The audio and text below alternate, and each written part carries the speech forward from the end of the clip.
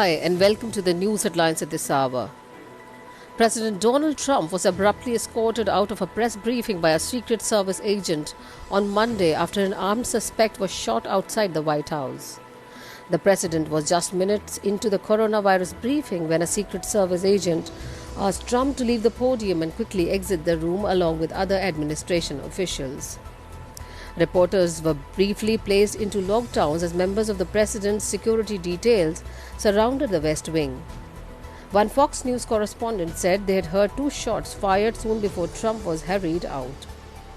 Trump returned to the stage around 10 minutes later to confirm someone has been taken to hospital following a shooting outside of the White House perimeter fence.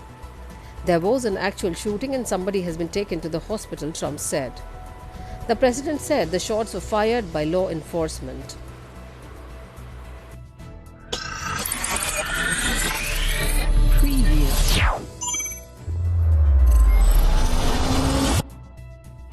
Heavy winds of 50 kilometers per hour in Mauritius have put efforts to remove leaking oil from a ship on hold until Monday evening.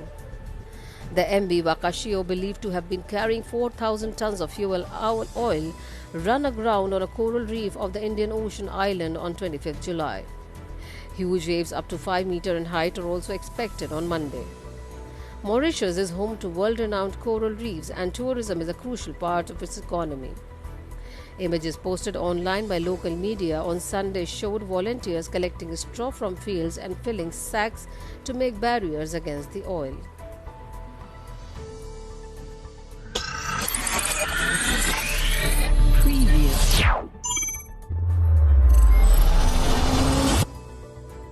Lebanon's Justice Minister has resigned in protest. The third cabinet member to do so following last week's devastating explosion in Beirut, the state news agency reported on Monday. Mary Cloud Najm's resignation on Monday came a day after the Ministers of Information and Environment stepped down. A cabinet meeting is scheduled for Monday amid reports that the whole government might resign. If a total of 7 ministers resign, the cabinet will effectively make a caretaker government. The explosion, along with the severe economic crisis, have been widely blamed on decades of corruption and misrule by Lebanon's entrenched political class. The blast on Tuesday killed more than 160 people and wounded more than 6,000. It caused widespread devastation across the capital and obliterated the port. It appears to have been caused by a fire that ignited a stockpile of explosive material stored at the port since 2013.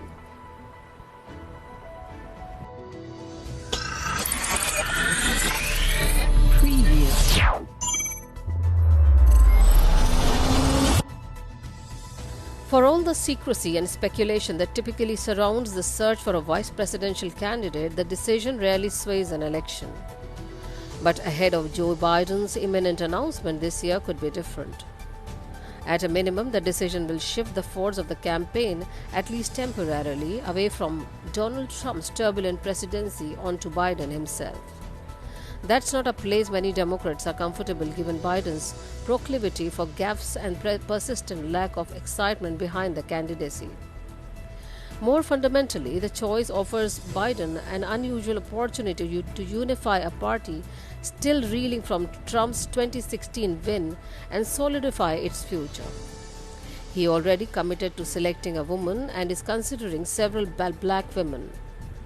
And since the 77-year-old Biden has not committed to seeking a second term, his running mate could be strongly positioned to become the Democratic Party's presidential nominee in 2024 and shape national politics for the next decade.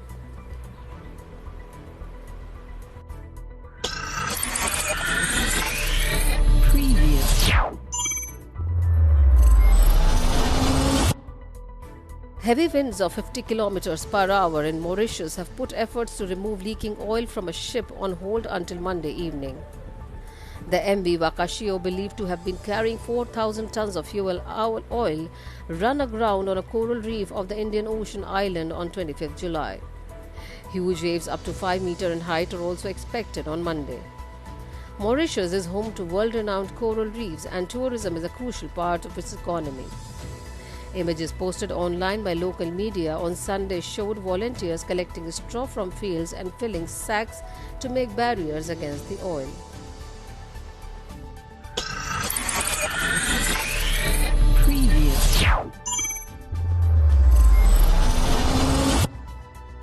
The Israeli military said late on Sunday that it struck a Hamas target in northern Gaza Strip in response to the continued launches of the explosive-laden balloons from the Palestinian territory into Israel. In a brief statement, the army said an aircraft struck a Hamas observation post in northern Gaza. There were no immediate reports of injuries on either side. Israel and Hamas have fought 3 wars and numerous smaller flare-ups since the Islamic militant group seized control of Gaza in 2007. The enemies have largely observed an unofficial truce in recent months. Israel holds Hamas responsible for all fire out of the coastal enclave.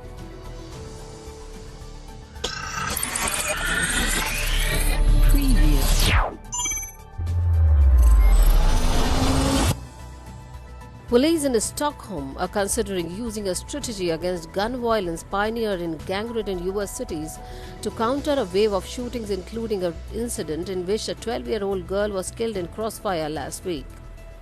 Senior officials from Swedish capital have visited the southern city of Malmö, which has greatly reduced its shootings by using the group violence intervention methods pioneered in the 1990s in US cities.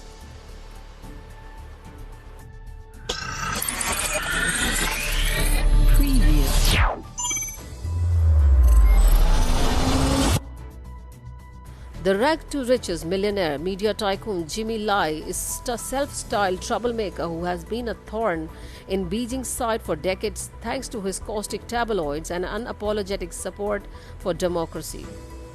Lai's arrest on Monday under a new national security law Beijing imposed on Hong Kong will come as a little surprise to observers, including the publisher himself, who said he knew he would be a prime target. "I am prepared for prison," the 71-year-old told news reporters from the offices of the Next Digital, Hong Kong's largest and most rambunctiously pro-democracy media group, in an interview 2 weeks before the security law was enacted on 30th June.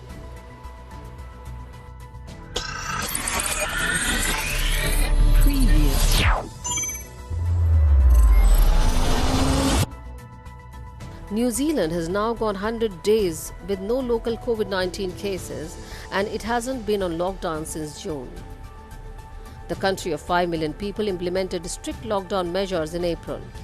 All restrictions on New Zealand businesses were lifted by June, but its borders remain closed to outside visitors.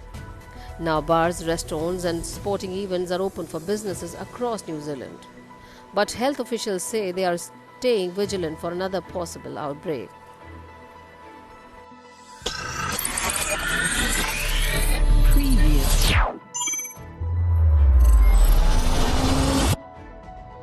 A musician in Nigeria's northern state of Kano has been sentenced to death by hanging for blaspheming against the Prophet Muhammad. An upper Sharia court in Huzawa Filin, Hockey area of the state said Yahya Sharif Amino, 22, was guilty of committing blasphemy for a song he circulated via WhatsApp in March. Mr. Sharif Amino did not deny the charges.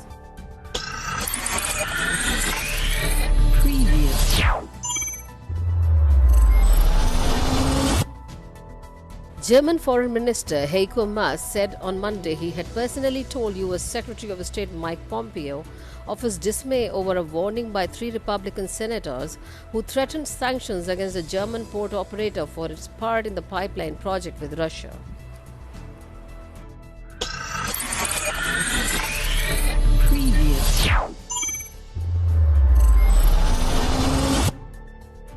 A U.S. cabinet member met Taiwan's president on Monday, a move that has angered China and increased tensions between Washington and Beijing.